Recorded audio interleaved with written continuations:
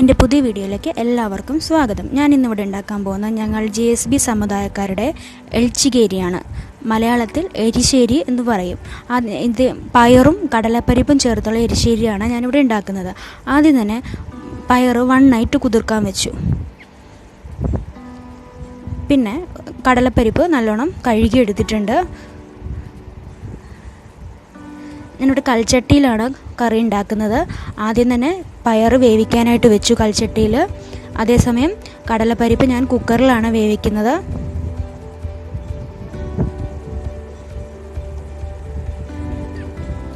ഞാനൊരു 3 വിസിലാണ് എടുത്തിരിക്കുന്നത്.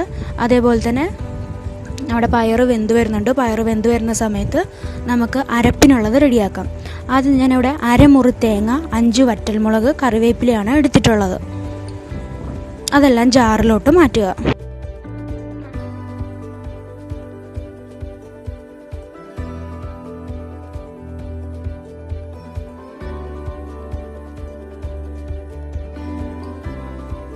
അതൊന്ന് അരച്ചെടുക്കുക. അതൊന്ന് കുറച്ച് അരയുമ്പോഴത്തേക്കും നമ്മുടെ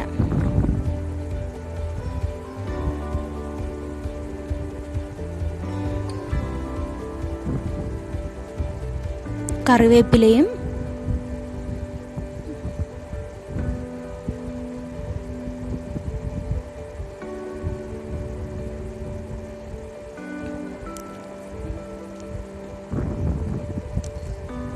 ഒരു സ്പൂൺ ജീരകവും കൂടി ആഡ് ചെയ്യുക.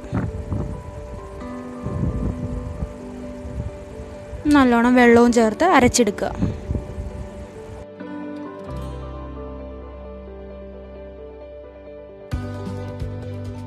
കറിക്കുള്ള അരപ്പ് റെഡി ആയിട്ടുണ്ട്.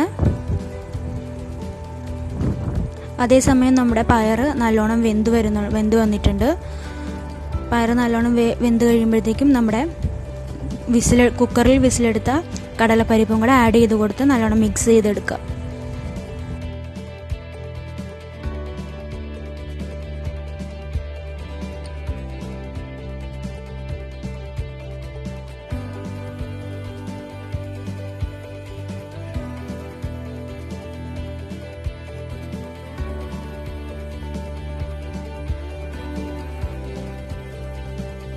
പാകത്തിന് ഉപ്പും കൂടെ ആഡ് ചെയ്യുക. കുറച്ച് പുളിയും.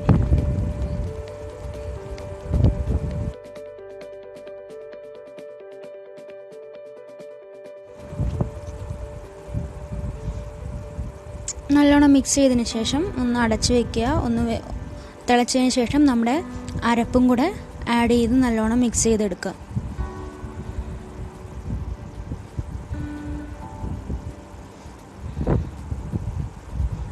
നല്ലോണം ഇളക്കിയതിന് ശേഷം ഗ്യാസ് ഓഫ് ചെയ്യുക.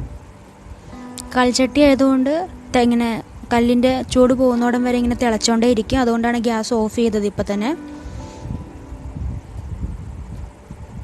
നല്ലോണം മിക്സ് ചെയ്ത് കൊടുക്കുക.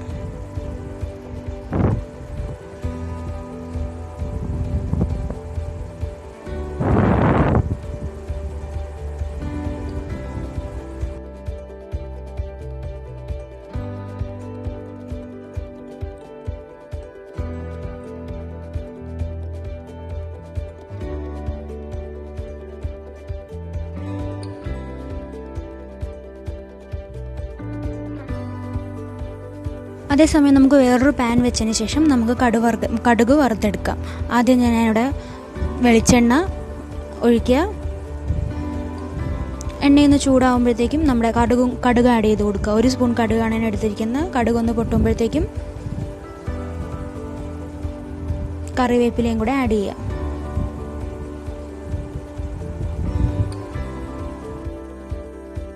ഒരു സ്പൂൺ ജീരകം കൂടെ ആഡ് ചെയ്യുക.